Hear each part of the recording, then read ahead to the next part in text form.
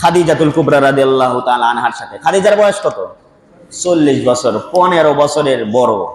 লক্ষ্য করেন, হযরতে খাদিজা রাদিয়াল্লাহু তাআলা আনহার সঙ্গে বিবাহ যখন হলো, যেই সময় খাদিজার সঙ্গে বিবাহ হলো, ওই সমাজে খাদিজার মর্যাদা ছিল সকলের ঊর্ধ্বে। ধনাঢ্য মহিয়সী নারী, টাকা পয়সার অনেক টাকা তার ছিল, তার বড় বিজনেস ছিল, সমাজের লোকেরা তারে অনেক সম্মান শ্রদ্ধা করত। মুহাম্মদ সাল্লাল্লাহু আলাইহি সাল্লামকে যখন বিবাহ করলো, সমাজের লোকেরা বলাবলি করতে লাগলো খাদিজা পাগল হয়ে গিয়েছে, এতিম একটা ছেলেকে বিবাহ করে সে নিঃস্ব হয়ে গিয়েছে, তার মর্যাদা ক্ষুণ্ণ হয়েছে। ওই যে আগে বলেছিলাম এতিমদের দাম কোনো নাই। বর্তমানে তো এতিমদের যে অবস্থা, অতীতে এর চাইতে কঠিন অবস্থা ছিল। এতিমদের কোনো মূল্য ছিল না, এতিমদের পাশে কেউ দাঁড়াতে পারতো না, তার পক্ষে অবস্থান নিতে পারতো না। এই কথা যখন বলাবলি করতে লাগলো, খাদিজা পাগল হয়ে গিয়েছে, একটা এতিম বাচ্চা, এতিম ছেলের বিবাহ করেছে, এই কথা যখন খাদিজার কানে গেল, যাওয়ার পরে তার বিজনেস পার্টনারদেরকে দাওয়াত দিল, মক্কার সমস্ত এলিট শ্রেণীদেরকে খাদিজা দাওয়াত দিল। দাওয়াত দেওয়ার পরে বলতেছে, ওই মক্কাবাসীরা, তোমরা আমার বিরুদ্ধে এলিগেশনস প্রদান করেছো, আমি নাকি পাগল হয়ে গিয়েছি, আমি নাকি এতিম বালককে বা এতিম বালকটাকে বিয়ে করে আমি নাকি আমার মর্যাদা ক্ষুণ্ণ করেছি।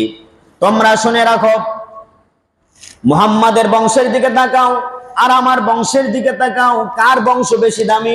খাদিজা যতই ধনাঢ্য মহিয়সী নারী হোক না কেন, খাদিজা রাদিয়াল্লাহু তাআলা আনহার বংশের চাইতে বিশ্ব নবীর বংশের মর্যাদা কম না বেশি?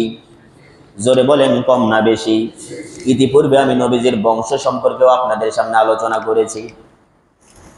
2 নাম্বার, খাদিজা বলেন, মুহাম্মাদের চেহারার দিকে তাকাও আর আমার চেহারার দিকে তাকাও, কার চেহারা বেশি সুন্দর? কার চেহারা বেশি সুন্দর? মুহাম্মাদুর রাসূলুল্লাহ সাল্লাল্লাহু আলাইহি ওয়াসাল্লামের চেহারা সুন্দর। 3 নাম্বার, তোমরা সাক্ষী থাকো, শুনে রাখো, মুহাম্মদ সাল্লাল্লাহু আলাইহি সাল্লামকে তোমরা এতিম বলো, তার টাকা নাই পয়সা নাই, তাকে গরিব বলো, তোমাদেরকে উপস্থিত রেখে তোমাদের সামনে আমি ঘোষণা করলাম, আমার খাদিজার স্থাবর অস্থাবর যত সম্পত্তি আছে, সমস্ত সম্পত্তি আমি মুহাম্মাদের জন্য দান করে দিলাম। এখন তো তোমরা বলতে পারবে না মুহাম্মদ সাল্লাল্লাহু আলাইহি সাল্লাম গরিব মানুষ, এখন কি আর বলতে পারবে? এখন আর বলতে পারবে না।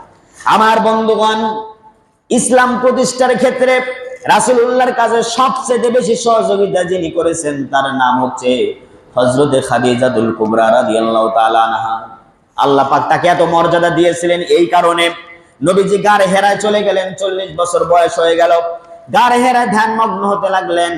একদিন হযরতে জিবরাইল আমিন আসলেন, আসার পরে হযরতে জিবরাইল আমিন মুহাম্মদ সাল্লাল্লাহু আলাইহি সাল্লামের সামনে যখন আসেন, নবীজি তাকে দেখে ঘাবড়ে গেলেন।